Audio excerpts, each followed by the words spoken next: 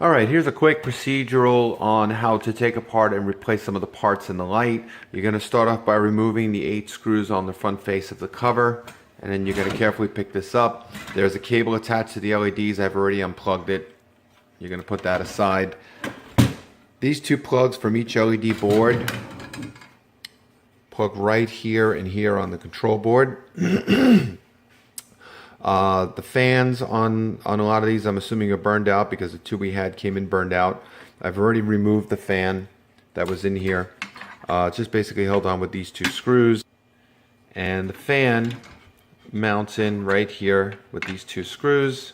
And the wire goes right over here on, there's 2 sockets here. One is marked 12 volts, one is marked 24 volts. You want to make sure you have the appropriate voltage. So this is a 24 volt fan as shown right there. And just make sure you plug it into the 24 volt plug. If you have to change your control board, we're going to be sending you control boards because we're all out of this particular version. But this control board is held in with these 4 screws. And you got to be very careful on the polarity of the power. Right here, this is the power block, the green block.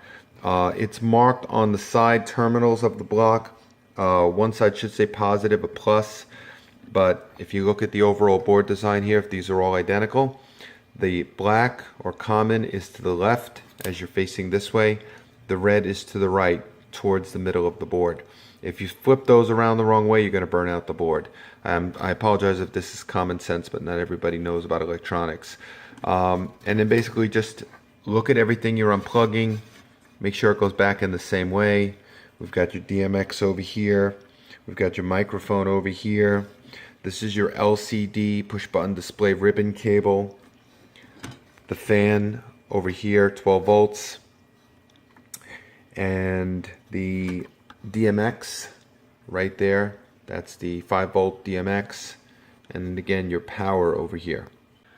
The screws that came out of the fan are a little too short for the replacement fans that we sent because it's a different height on the thickness of the fan. I have longer screws. I'll give you whatever I've got with the shipment we're going to send of LED boards and fans for now. And whatever we're missing, we'll send you in a second shipment that we're going to be sending you with the control boards, for any control boards that'll need replacing. For example, this particular light right here, the blue is missing on one of the rings of the LEDs. It's one of these pots has a bad blue pot, and we don't have any more of these boards in stock, so we'll be sending you these separate. So I'm going to get this light running for now. This particular light just won't have blue on either the inner ring or the outer ring, depending on which one of the plugs it was. I forget now. Okay, next up is we have to replace the LED board, and I have a new unit here, and these are what you're going to get. They're packaged in the box that we're shipping out probably today. And you'll see that there's a heat sink on top. We need to take this heat sink off, and we need to take the LED and heat sink off of the cover. So flip this over, and you're going to remove these 4 screws, and that'll drop the LED board out. I'm going to do that, and then we'll come back. Okay, the screws are off, all 4 of the screws, and when you take this off, you just want to pay attention to the orientation for when you put the new board in. So what I'm going to do is I'm going to line up the other board with one of the posts facing down. This one here, this one there, this one there. So just going to lift that. Now we can't screw on the top cover yet because in order to hold the heatsink on and to take the heatsink off of the bad board, we need to remove more screws that are on top of the LED board. There's 3 of them here. Take those off. We'll lift up this board. We'll put this board in the same position on the heatsink, put those 3 screws back in, and then put our cover back on in the same orientation. Then we can plug in the 2 plugs back into the control board, screw the cover back on, and you're good to go.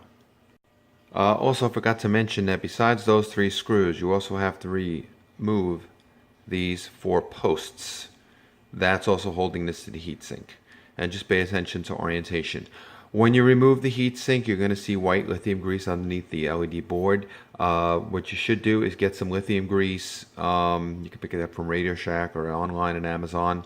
And just smear enough grease because you want to have good thermal contact between this aluminum wafer board of the LEDs onto the heatsink for heat transfer to pull the heat away.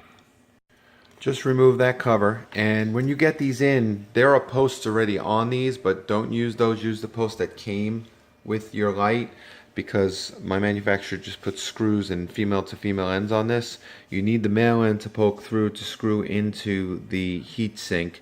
So just take a screwdriver, take these screws out, take these posts out, and then reuse your old posts through this into the heat sink.